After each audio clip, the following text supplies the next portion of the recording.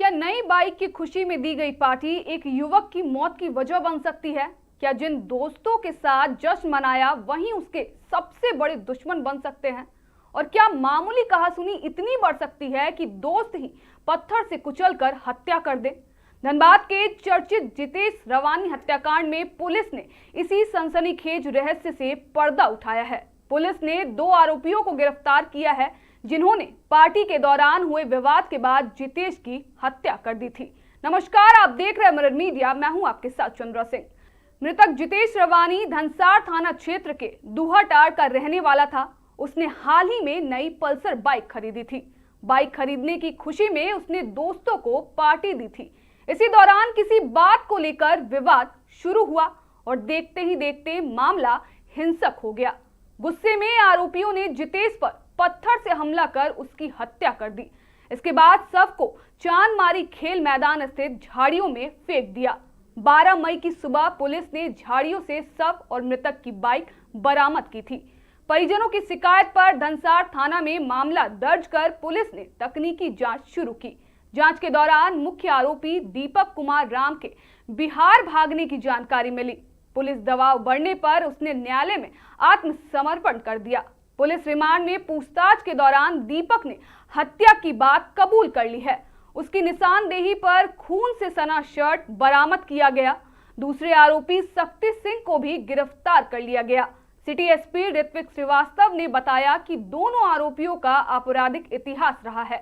हत्या में इस्तेमाल पत्थर, मोबाइल फोन और अन्य साक्ष्य भी जब्त कर लिए गए हैं।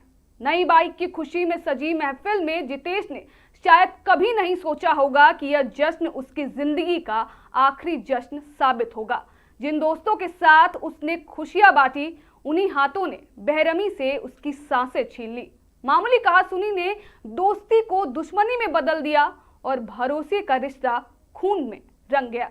देखिए, जैसा आप सभी जानते हैं कि क्या विगत 12 तारीख को क्या एक बॉडी हम लोग को मिला था। जो मृतक था, मृतक का नाम था आपका जितेश रवानी। पता ये चला कि बॉडी का क्या कूच के हत्या कर दिया गया था, पत्थर से कूच के, और जिसमें 2 संदिग्धों का नाम आया था, एक शक्ति सिंह का और दूसरा दीपक का। इसी के क्रम में शक्ति सिंह को उसी दिन पहचान करके उठा लिया गया था एवं इस क्रम में दीपक ने सरेंडर कर दिया कोर्ट में परसों। जब पूछताछ हुई तो पूछताछ में पता चला कि बेसिकली जितेश उस दिन मोटरसाइकिल ख़रीदने वाला था और उसी के संबंध में सबको पार्टी दे रहा था, जिसमें कि इनके द्वारा नशा पान एवं अलग अलग पार्टी की गई थी।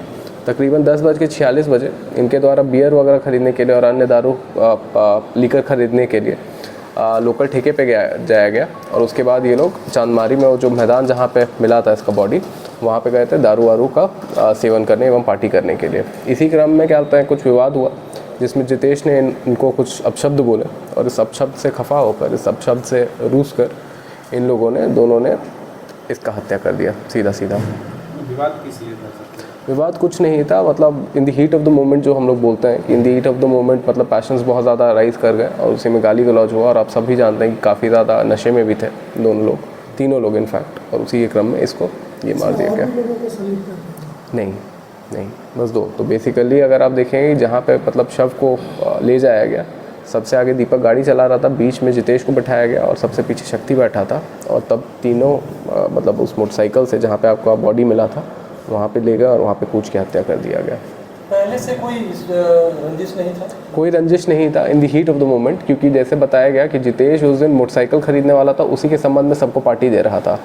तो पार्टी के दौरान ही अब कुछ हुआ, अब इतना ये लोग नशे में थे कि थोड़ा बहुत गाली गलौज हुआ और गाली गलौज के चक्कर में आके ये लोग वो कर दिए। और देखिए, ये साइकोपैथ किस्म का आदमी है दीपक। पहले जैसा आप लोग जानते हैं कि इसने पहले भी एक बंदे को गोली मारी हुई है और एक बंदे को क्या बोलता है रोड रेज में लगभग क्या बोलते कूच के मार दिया था। तो दीपक तो ये साइकोपैथ टाइप का है, जिसको बोलते हैं सीरियल ऑफेंडर। तो हम लोग कोशिश करेंगे कि इसको सख्त से सख्त सज़ा दिलाया जाए ताकि इसके ऐसे आदमी कभी सोसाइटी में बाहर दोबारा ना आ सकें और इस टाइप का क्या बोलते कुकृत्य दोबारा ना कर सकें। क्या कुछ बरामद हुआ? देखिए, मोटरसाइकिल बरामद हुई है, जो मृतक का मोबाइल है वो बरामद हुआ है।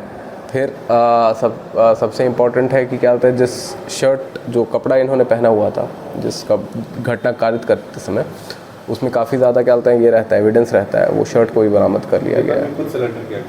कोर्ट में खुद सरेंडर किया है। तो बेसिकली अपने भाई, इसका भाई जो था सूरज, इसको लेके भगा दिया था बिहार।